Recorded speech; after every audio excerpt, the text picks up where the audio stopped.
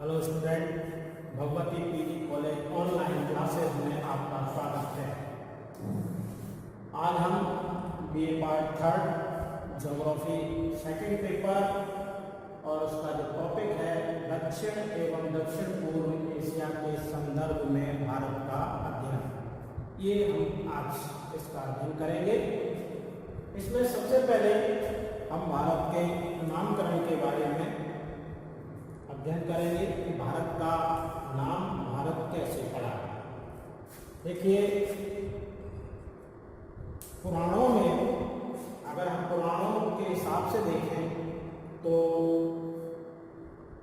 पृथ्वी पर 7 द्वीप हुआ करते थे और 7 द्वीप में भारत जम्बो द्वीप कहलाता था। भारत का जो भूभाग था इसको जम्बो द्वीप के नाम से जाना जाता था और प्राचीन समय में यहाँ पर आर्य लोग निवास करते थे और इस कारण से इसको आर्यव्रत कहा गया। इस भूभाग को आर्यव्रत कहा गया। साथ ही अगर हम मत्स्य पुराण में देखें तो मत्स्य पुराण में कहा गया है कि जो उत्तर में हमारा हिमालय है उस हिमालय से दक्षिण में हिंद महासागर तक ये इस क्षेत्र में जो संस्कृति थी उसको भारतीय संस्कृति कहा गया और इस क्षेत्र को, इस भूभाग को भारतवर्ष कहा गया। ऐसे ही कहावत है कि मनु के पुत्र ऋषभदेव और ऋषभदेव के पुत्र भरत थे, उन्हीं के नाम पर इसका नाम भारत पड़ा और दुष्यंत शकुंतला के पुत्र भरत के नाम पर भी कहते हैं कि इस देश का नाम भारत पड़ा। ईरानी लोग सिंधु नदी के आसपास के क्षेत्र में जो लोग रहते थे उनको हिंदू कहते थे और इस क्षेत्र को हिंदुस्तान कहा। आसपास सिंधु नदी के आसपास का जो क्षेत्र था उसको हिंदुस्तान कहा। इसी तरीके से रोमनवासी, जो रोम के निवासी थे, रोमनवासियों ने सिंधु नदी को इंडस कहा। सिंधु नदी को इंडस कहा और यूनानियों ने इसी को इंडोस कहा। इंडोस यानी रोमनवासियों ने इंडस और यूनानियों ने इंडोस कहा और इस कारण से यहाँ इसको इंडिया कहा गया। इस तरीके से यानी इंडिया कहा गया भारत को। अंग्रेजी नाम जो कहते हैं कि भारत का इंडिया था और इस तरीके से हम कह सकते हैं कि इसका नामकरण हुआ भारत का। अब हम भारत के भौगोलिक स्वरूप का अगर अध्ययन करें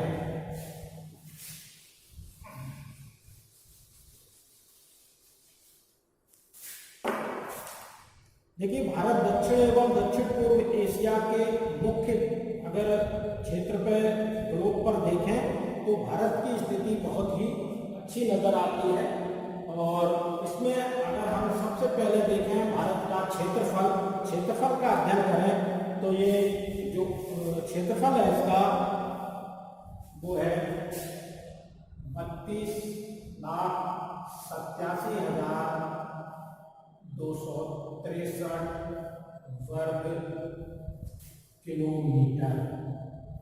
ये भारत का कुल क्षेत्रफल है और क्षेत्रफल की दृष्टि से विश्व में भारत का स्थान जो है वो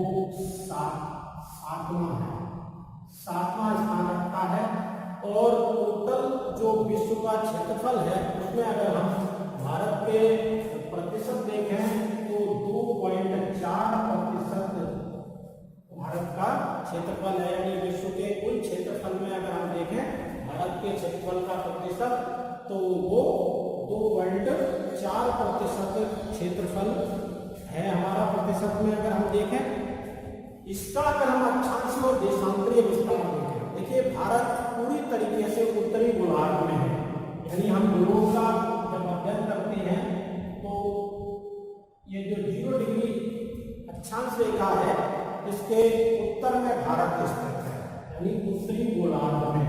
तो अक्षांशीय विस्तार जो है भारत का वो 8 डिग्री 4 मिनट से 37 डिग्री 6 मिनट उत्तरी अक्षांश, ये भारत का अक्षांशीय विस्तार है, अक्षांशीय विस्तार।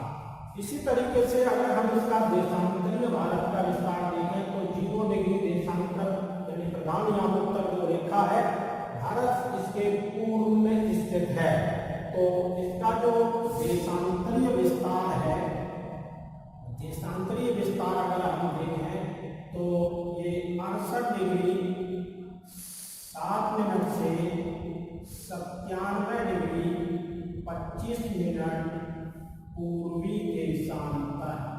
तो इस तरीके से हम कह सकते हैं कि भारत का जो अक्षांशीय विस्तार है वो 8 डिग्री 4 मिनट से 37 डिग्री 6 मिनट उत्तरी अक्षांश और देशांतरी विस्तार 68 डिग्री 7 मिनट से 97 डिग्री 25 मिनट पूर्वी देशांतर है।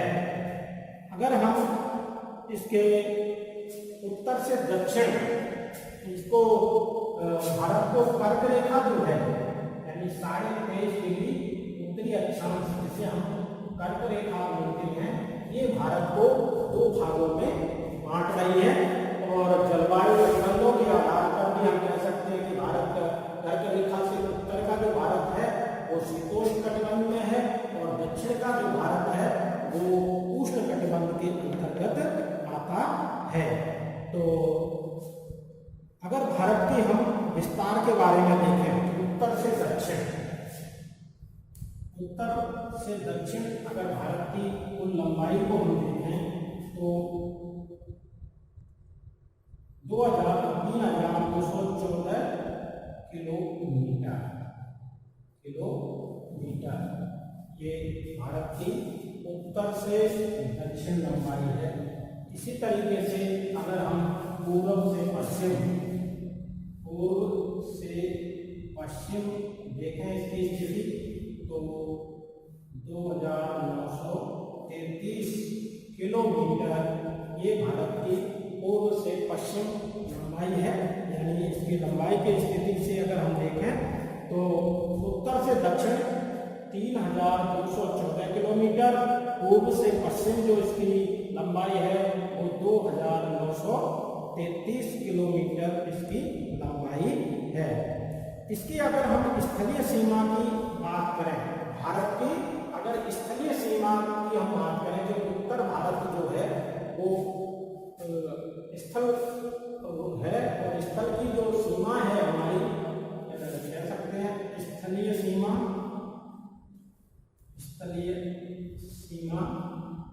ये 15,200 किलोमीटर है। यानी हमारी स्थलीय सीमा जो है वो 15,200 किलोमीटर है। और इसी तरीके से हम स्थलीय सीमा के साथ साथ अगर हम समुद्री तट की लंबाई देखें, समुद्री तट की लंबाई 7,516.6 किलोमीटर ये टोटल जलीय सीमा है, जिसमें हमारे द्वीप जो बंगाल की खाड़ी और अरब सागर के द्वीप हैं उनकी सीमा और दक्षिण का जो हमारा भारत है उसकी टोटल सीमा की लंबाई ये आती है। और हम दक्षिण के भारत के जो तटीय सीमा है अगर हम उसको देखें तो वो 6100 किलोमीटर उसकी लंबाई है, यानी तटीय सीमा और भारत यानी 2 तटों पे। इस तरीके से इसके भारत के पूर्व में बंगाल की खाड़ी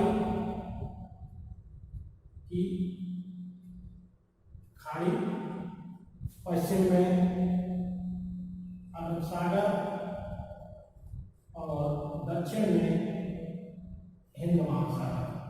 इस तरीके से स्थिति बनती है और इसमें जो द्वीप हैं, अंडमान निकोबार द्वीप समूह, लक्षद्वीप, ऐसे बहुत सारे द्वीप हैं, उनकी अगर पूरी सबकी लंबाई अगर हम देखें जलीय सीमा तो वो 7,516.6 किलोमीटर है। और केवल ये हम दक्षिण के जो ये तटीय भाग है इसकी हम अगर लंबाई देखें तो ये 6100 किलोमीटर आती है, यानी 6100 किलोमीटर इसकी लंबाई है। भारत का प्रमाणिक जो भारत का जो समय निर्धारित किया है, क्योंकि प्रत्येक देश का अपना ही प्रमाणिक देशांतर होता है, क्योंकि समय का जो निर्धारण है वो देशांतरों से किया जाता है, नहीं तो ये सबका जो समय है देश का वो गड़बड़ा सकता है। इसलिए भारत का जो प्रमाणिक देशांतर है वो 82.5 डिग्री यानी 82 डिग्री 30 मिनट पूर्वी देशांतर, ये भारत का प्रमाणिक देशांतर है। यानी ये जो हमारे प्रयागराज वहाँ से ये रेखा, काल्पनिक रेखा जो देशांतर रेखा है वो गुजरती है और इसी से भारत के समय का निर्धारण किया जाता है। यानी 82.5 डिग्री कह सकते हो या 82 डिग्री 30 मिनट पूर्वी देशांतर के नाम से इसको जाना जाता है।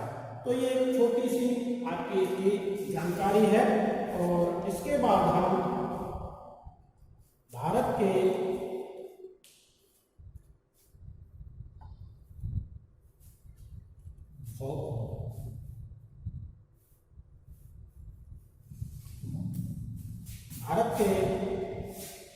अब हम भारत के भौगोलिक स्वरूप का विकास, यानी भारत के भौगोलिक स्वरूप का हम अध्ययन करेंगे। देखिए, पूरा जैविक महाकाव्य में विश्व के सभी महाद्वीप एक पिंड के रूप में थे। यानी हम फर्स्ट ईयर में हमने डेनमार्क की महाद्वीपीय प्रवाह सिद्धांत के बारे में पढ़ा है, उसी के आधार पर हम भारत के भौगोलिक स्वरूप का अध्ययन करेंगे। तो कहते हैं कि उस समय पूरा जितने भी हमारे स्थल भाग थे वो सभी स्थल भाग एक पिंड के रूप में थे और उस पिंड को नाम दिया गया पैंजिया। पैंजिया नाम दिया गया और पैंजिया के चारों तरफ विशाल जलराशि भरी हुई थी जिसको नाम दिया गया पैंथालासा। यानी इसके चारों तरफ जो पानी भरा हुआ था उसको पैंथालासा कहा और स्थल भाग को पैंजिया कहा। देखिए, कार्बोनिफेरस युग में इस ये पैंजिया दो भागों में टूटा। कितने भागों में? दो भागों में टूटा। अब हम भारत के भौगोलिक स्वरूप के विकास का अध्ययन करेंगे और भौगोलिक विकास का जो अध्ययन है हमने फर्स्ट ईयर में वेंगर का महाद्वीपीय विस्थापन सिद्धांत यानी महाद्वीप और महासागरों की उत्पत्ति के बारे में पढ़ा था। तो उसी आधार पर हम भारत के इस भौगोलिक स्वरूप का हम अध्ययन करेंगे। देखिए, वेंगर महोदय ने बताया था कि पुराजीवी महाकल्प के समय उस समय जितना भी द्वीप महाद्वीप थे वो सभी एक पिंड के रूप में थे, एक पिंड के रूप में थे और इस पिंड को उन्होंने नाम दिया पैंजिया। पैंजिया नाम दिया और इस पैंजिया के चारों तरफ विशाल जलराशि भरी हुई थी जिसको नाम दिया पैंथालासा। यानी इसके चारों तरफ, पैंजिया के चारों तरफ विशाल जलराशि भरी हुई थी और उस जलराशि को नाम दिया पैंथालासा। कार्बोनिफेरस युग में ये पैंजिया दो भागों में टूट गया, यानी इसके दो हिस्से हो गए, दो भागों में टूट गया। दक्षिण का जो भाग था, दक्षिणी भाग को गोंडवाना लैंड कहा गया और उत्तर के इस भाग को अंगारा लैंड कहा। यानी दो भागों में गोंडवाना लैंड कहा गया, उत्तर का भाग जिसे अंगारा लैंड कहा गया। और जो चारों तरफ इसके विशाल जलराशि भरी हुई थी, जो पैंथालासा था, वो इसके मध्य वो टेथिस सागर के रूप में, टेथिस अभिनदी के रूप में वो जल भर गया। यानी अगर हम भारत की स्थिति के बारे में अध्ययन करें तो भारत का जो प्रायद्वीपीय क्षेत्र है, प्रायद्वीपीय पठार जो दक्षिण का भारत है, वो इसी गोंडवाना लैंड का हिस्सा है।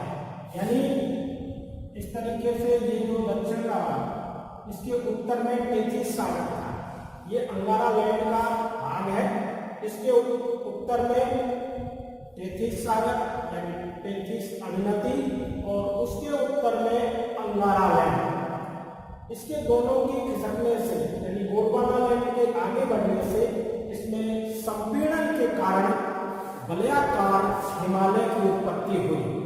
यानी हिमालय की जो उत्पत्ति बताई जाती है वो इसी टेथिस सागर के जो गोंडवाना लैंड का आगे का खिसकने के कारण महासागर में टेथिस सागर के अंदर संपीड़न के कारण वलयाकार नवीन हिमालय पर्वत की उत्पत्ति हुई। बाद में कहते हैं कि प्रायद्वीपीय पठार यानी इस गोंडवाना लैंड और अंगारा लैंड से जो नदियां जाती थी वो इस टेथिस सागर में जाकर गिरती थी और इसके गिरने से धीरे धीरे अवसाद एकत्रित होते चले गए, अवसाद जमते चले गए। जो समतल मैदान यानी इसके हिमालय के दक्षिण में समतल मैदानों का निर्माण हुआ। तो इस तरीके से हम कह सकते हैं कि भारत के भौगोलिक स्वरूप का निर्माण हुआ और कहते हैं कि इस प्रकार भारत की जो रचना है वो आज से लगभग 10 लाख वर्ष पूर्व यानी आज से 10 लाख वर्ष पूर्व ही इसकी रचना, इसका निर्माण हो गया था, इसके भौगोलिक स्वरूप का। और इसके बाद हम भारत के जो दक्षिण पश्चिमी पूर्वी एशिया के संदर्भ का हम अध्ययन करेंगे मुख्य रूप से। और इसमें भारत का दक्षिण एवं दक्षिण पूर्व एशिया के संदर्भ में अगर हम बात करें तो हम कह सकते हैं कि भारत प्राचीन काल से ही यानी प्राचीन समय से सुस्पष्ट रूप से एक अलग भौगोलिक इकाई के रूप में दिखाई देता है। और यहाँ की जो विशालता और विविधता जो पाई जाती है उसके कारण भारत अलग से उपमहाद्वीप के रूप में दिखाई देता है। यानी दक्षिण और दक्षिण पूर्व एशिया के संदर्भ में अगर हम भारत को देखें तो भारत एक अलग उपमहाद्वीप के रूप में अपना स्थान बनाता है। यानी उपमहाद्वीप, भारत को उपमहाद्वीप के रूप में जाना जाता है। भारत के दक्षिण और दक्षिण पूर्व एशिया से अगर हिंद महासागर से देखें तो जुड़ा हुआ है, क्योंकि भारत दक्षिण और दक्षिण पूर्व एशिया जो है उसमें हिंद महासागर से जुड़ा हुआ है। और भारत हिंद महासागर होकर ही भारतीय विचारधारा जो है इंडोनेशिया है, कंबोडिया है आदि देशों में पहुंची। पूर्वी गोलार्ध में हिंद महासागर के शीर्ष पर भारत की स्थिति महत्वपूर्ण रखती है और इसी के कारण यहाँ से जो उत्तर में हिमालय है और हिमालय में जो दर्रे हैं उन दर्रों से मंगोल भारत आए और हमारा जो बौद्ध धर्म है वो कोरिया, जापान, चीन आदि देशों को पहुंचा भारत से। साथ ही अगर हम देखें दक्षिण पूर्व एशिया यानी दो भागों में, इसमें दक्षिण पूर्व एशिया में 11 देश हैं सम्मिलित हैं। इसमें Myanmar, Laos, Vietnam, Thailand, Cambodia, Philippines, Malaysia, Indonesia तथा पूर्वी भारत एवं दक्षिणी चीन सागर। इस तरीके से दक्षिणी चीन सागर नहीं, दक्षिणी चीन, ये 11 देश जो है वो इसमें सम्मिलित हैं। इस क्षेत्र की जलवायु जो है उत्तर वो दक्षिण की जो जलवायु है इसमें वो विषुवत रेखीय जलवायु है और इसके उत्तर की जो जलवायु है वो मानसूनी जलवायु पाई जाती है, यानी इस प्रदेश की जलवायु मानसूनी है। और दक्षिण पूर्व एशिया विश्व का एक प्रमुख सांस्कृतिक उद्भव स्थल रहा है, माना जाता है, और यहीं से चावल की कृषि सर्वप्रथम हुई थी, यहीं से पूरे विश्व में गई। साथ ही अगर दक्षिण एशिया के बारे में हम देखें तो दक्षिण एशिया में बांग्लादेश, भूटान, नेपाल, मालदीव, पाकिस्तान, श्रीलंका आदि देश सम्मिलित किए जाते हैं। तो इसको भारतीय उपमहाद्वीप भी कहते हैं। और भारत की जो अवस्थिति है, जो इसकी भिन्नता है भारत की, अगर देखें उत्तर से दक्षिण तक, तो हिमालय, समतल मैदान, वायुव्य पठार, दक्षिण में विशाल महासागर है, और हिंद महासागर के शीर्ष पर भारत स्थित है। और विश्व के जितने भी जलमार्ग हैं, सभी जलमार्ग हिंद महासागर से होकर गुजरते हैं। तो हम कह सकते हैं कि भारत की स्थिति जो है वो दक्षिण और दक्षिण पूर्व एशिया में महत्वपूर्ण मानी जाती है। और सभी यहाँ पर भारत के उष्ण और शीतोष्ण दोनों प्रकार के कटिबंध, यानी विषुवत रेखा के कर्क रेखा के उत्तर में शीतोष्ण कटिबंध, दक्षिण में उष्ण कटिबंध पाए जाते हैं। इस तरीके से भारत में विभिन्न उत्पादन होते हैं वो पड़ोसी देशों को बेचे जाते हैं।